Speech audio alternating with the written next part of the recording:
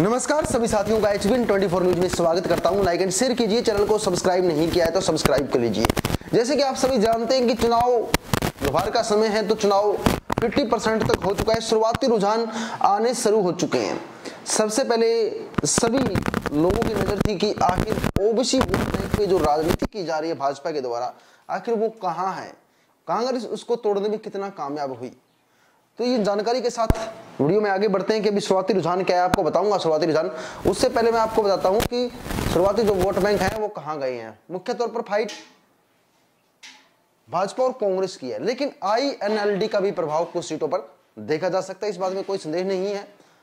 और आप देख सकते हैं भाजपा और कांग्रेस के दोनों ही कार्यकर्ता या दोनों ही नेता जिनको टिकट मिली अपना प्रचार करने में लगे हुए हैं। अब बात करते हैं ओबीसी वोट बैंक की क्या खासियत है। ओबीसी वोट बैंक पूरे हरियाणा के अंदर बटा हुआ है, ऐसा नहीं है, क्योंकि जनरल और ओबीसी वोट बैंक दो मुख्य तौर पर निर्णायक फैसला लेते हैं। लगभग 30 सीटों पर ओबीसी वोट बैंक, और जहां पर 30 सीटों पर ओबीसी वोट बैंक है वो 30 सीटें फाइट में है।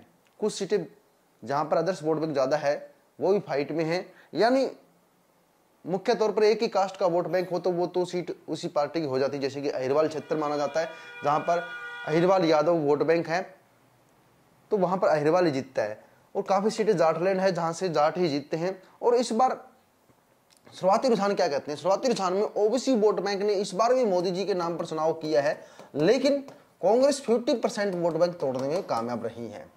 यानी 50% लोगों को समझ में आ चुका है कि नेता जो कहते हैं वो होता नहीं है, क्योंकि 50% नेता लोग चाहे पढ़े लिखे हो, चाहे जो भी प्रभाव हो, हर स्थिति को सोच समझकर अपना वोटिंग करते हैं या अपना वोटिंग देने का पक्ष या अपना निर्णय लेते हैं। क्योंकि रैलियों के अंदर हो, जनसभाओं के अंदर हो, भाषणों के अंदर हो, चाहे घोषणा पत्र हो, हर जगह बरगलाने का काम ये राजनीतिक पार्टियां करती है। मैं दोनों पार्टियों की कहता हूं, भाजपा भी करती है, कांग्रेस भी करती है।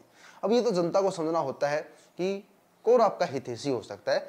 और ऐसे में भाजपा पार्टी जो आज भी ओबीसी के नाम पर ही वोट बैंक मांगती है और ओबीसी कैंडिडेट को उतारती है, तो इस बार कांग्रेस पार्टी ने क्या किया कि ओबीसी कैंडिडेट के सामने बहुत ही सारी सीटों पर ओबीसी ही कैंडिडेट उतार दिया। दलितों के नाम पर कांग्रेस ने भी राजनीति शुरू कर दी है। जैसे कि कांग्रेस पार्टी का अध्यक्ष खड़गे जी है, यहाँ से हरियाणा के अंदर उदयभान जी और शैलजा के नाम पर राजनीति हो रही है। और उत्थान के कार्य भी कांग्रेस पार्टी के द्वारा किए जा रहे हैं। यानी जो कांग्रेस पार्टी के अंदर पिछड़ा दौड़ हुआ करता था कभी पुराने टाइम में, जब आरोप लगते थे कि दलितों को दबाया जाता है दलितों को, लेकिन अब ऐसा नहीं है। यही कारण है कि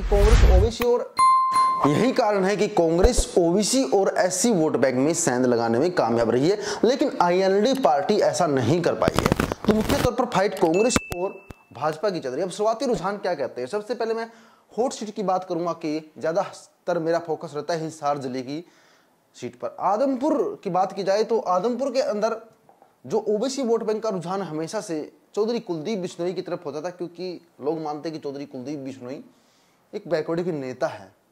हालांकि वो है जर्नल से, लेकिन लोग मानते हैं कि वो बैकवर्ड के नेता हैं और लोगों का रुझान उसकी तरफ होता है।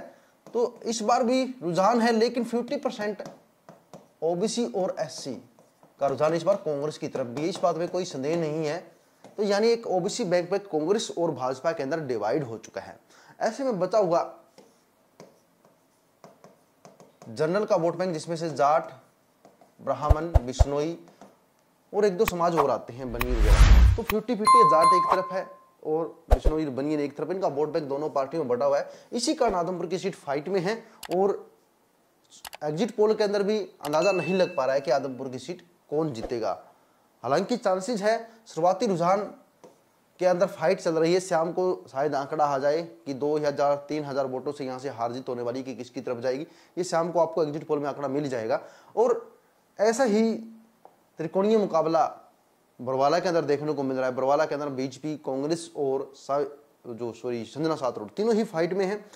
नलवा के अंदर भी भाजपा तकड़ी फाइट दे रही कांग्रेस पार्टी को।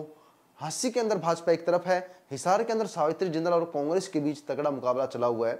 और अन्य सीटों की बात की जाए तो उकुलाना से कांग्रेस एक तरफा है, Naresh cell wall most valuable candidate है।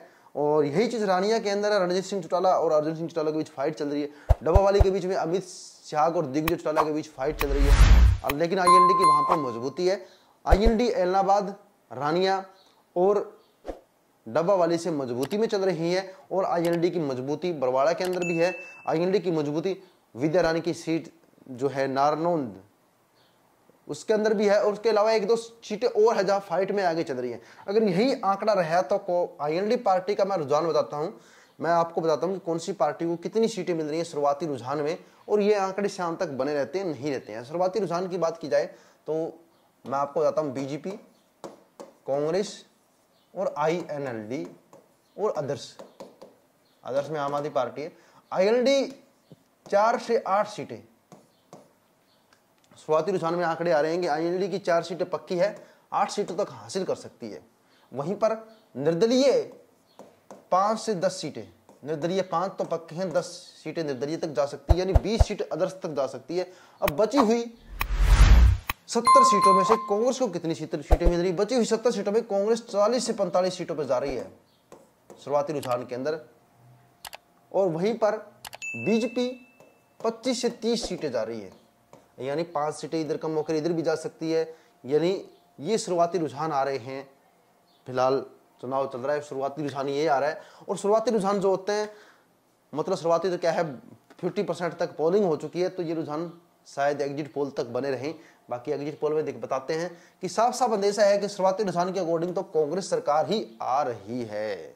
अगर कांग्रेस का आंकड़ा 40 सीटों पर अटक जाता है तो इस बात में कोई संदेह नहीं कि निर्दलीय 10 तक चले जाएंगे और आईएनएलडी पार्टी 8 सीटें तक चली जाएगी।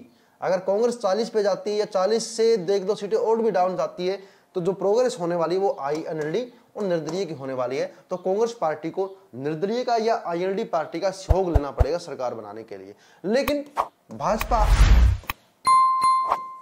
भाजपा को ना तो आईएनएलडी सहयोग करेगी ना ही निर्दलीय सहयोग करेगी, ऐसा शुरुआती रुझानों के अंदर आंकड़ा आ रहा है। लेकिन अगर भाजपा को निर्दलीय भी सहयोग करते हैं तो भी सरकार बनाने में भाजपा सक्सेस नहीं हो पाएगी। साफ साफ यही संकेत है कि कांग्रेस पार्टी मजबूत स्थिति के साथ शुरुआती रुझानों के अंदर आगे बढ़ रही है। आप